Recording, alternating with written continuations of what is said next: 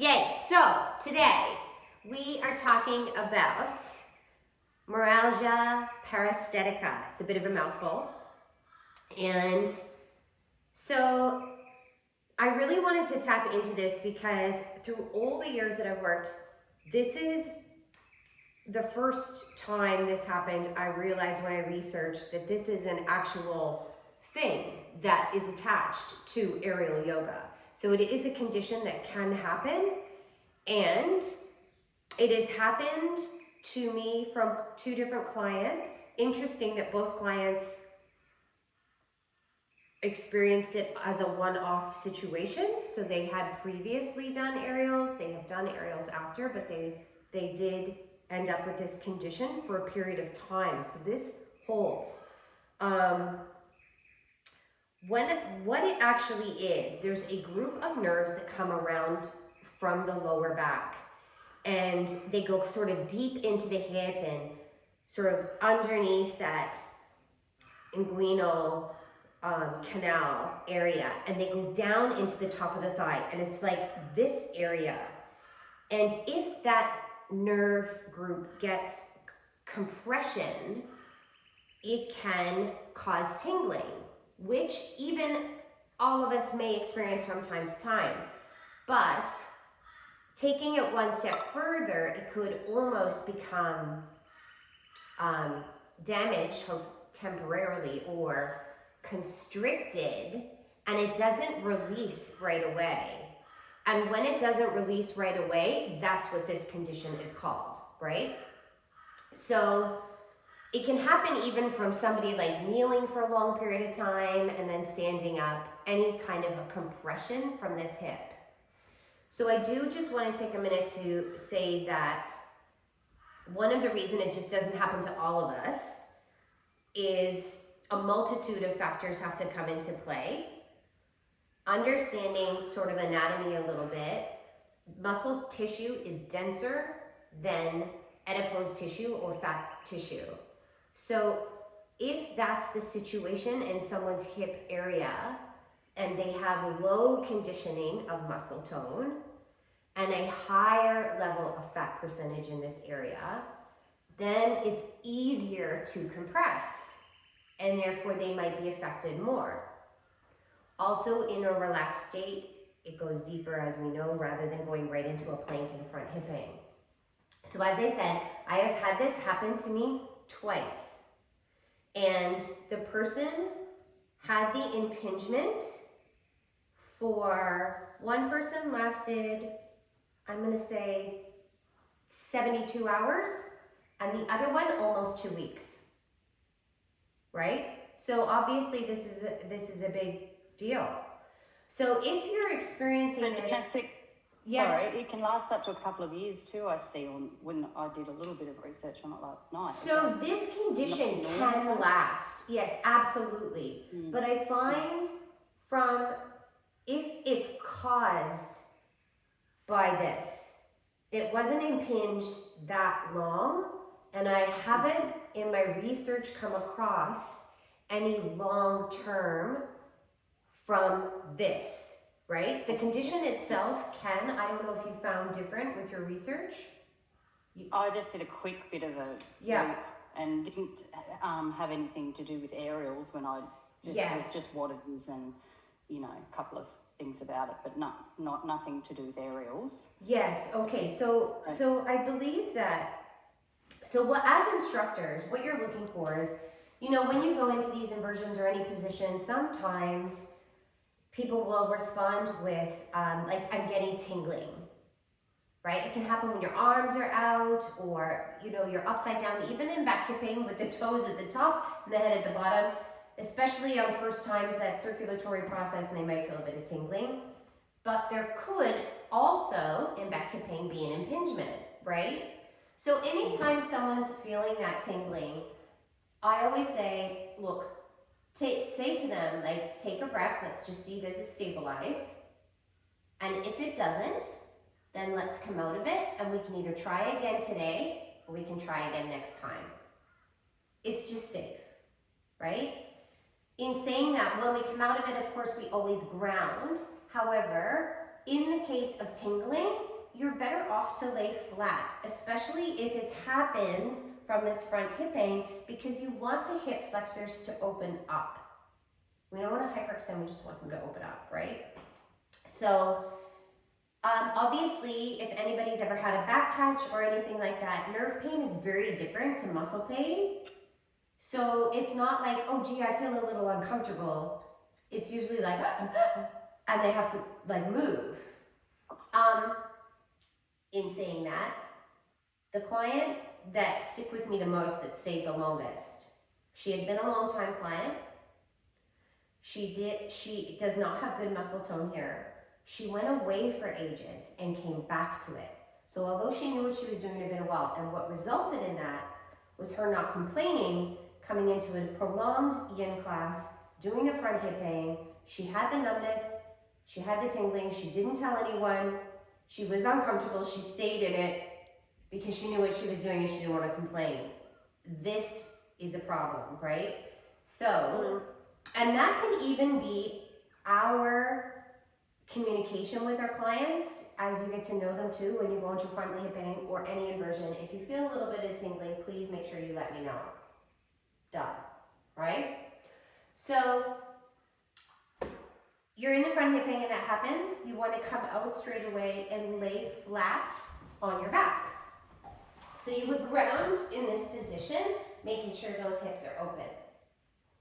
Now, a nice thing to follow this, if that happened, you would just allow them to wait for the entire class, unless you were working privately, to come into this position as well, which makes it easy for you to manage as an instructor. Everyone grounds here. So after this, if you go into an ankle hang, this movement of bridging, whether it's both parallel or turned out, is called flossing the nerve. And this allows that nerve to slide the way it likes in and out of position. And this may be enough to release it. So just a little movement there, and then you can rest again. Coming out of this, if that again was your situation and you still were really wanting to work on that area, what I would take after this, I just want to make sure is she in? Yeah. What I would do after this is come into a knee hang. So let's say this is the impinge side. Now this is quite open, and again, as I go forward in my lunges, I am flossing without a contraction now really at all. And I could go from here into this nicely. And if you notice, like I'm standing on that leg, do the other side, and then go into a quad stretch. Again, to open that up and contract into that hamstring lengthening through the quad. So those group of exercises are a good way to manage it in the moment. Always, if you've experienced it, you can make sure that you circle back to that client the next day to make sure that it's cleared. If it hasn't cleared by the next day, our scope of practice is to advise them to seek medical attention, right? So at that point, I would say, might be a good idea to either pop into your GP, or they might have a therapist, like anybody that's doing fascial release, chiropractic, whatever that person is their go-to, great, but seek attention for your physical self and see. Most of the time, as I said, a day or two's rest and it just comes back, because they normally just feel a little numbness here. And of course, that other end of that nerve attachment is the lower back. So sometimes just laying flat, they just need to get into a neutral position. But for us, our scope of practice is always to advise for them to go on. So you can also see why you would structure a class to follow in those patterns. So after front hip hang, laying flat open onto the floor, going into a foot sequence, and you can even continue that around as you normally would into this sequence, because cat-cow, also flossing. So that gave you another position. And it's just, these are the reasons, maybe based on the body types of the people in the room, that you might step a class like that, and just why you're making your decisions that you are. Another point in this front hip hang is why it's such a good idea to go into an engaged position first, right? So all of this work in this engagement isn't going to cause as deep a penetration of that hip as folding in half. So these are sort of all of the ways to manage. The one point that I wanted to say is that if you're not experiencing this is another reason to put strengthening exercises of this area into every single class that you do that has a strength component. And whether that be that cat-cow that I just did on the floor, or any sequencing, you know, when we've done leg lifts, side, back, or lunges, right? These are really great to do a sequence like this. You can also take them to the side and to the back, obviously. So that little sequence, and I do just want to say, I will often use this sequence when I'm doing private trainings, and with the music, which keeps them moving systematically, you can do a really nice 3-step, like 1, 2, 3, 4, change, 1, 2, and it just keeps it flowing. And you can do that in every position. You can do that to the floor, etc., right? And just strengthening up everyone's glutes and hips will also protect them from, you know, bursa management and a whole multitude of issues as we're kind of going forward. So those are our reasons and problems with Meralgia Paresthetica, right?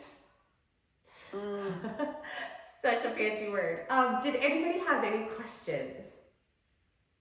Or have you experienced it? Nobody? Sorry, I didn't hear what your last comment was, but I heard the questions. Yes, yes, no. Questions. Yes. What were you going to say, Gina? So I was just wondering if that occurs through the class, and you know, you said how to manage that, and then you suggested a few exercises, and one of them being that lunging to the knee hang, and you said both sides. So would that be beneficial for that on that side that it's occurring, or? Yes. So this is a really good question, because if I was doing a private training, and if I was doing it for the purpose of just managing that had just occurred, no, I would not do it on the other side.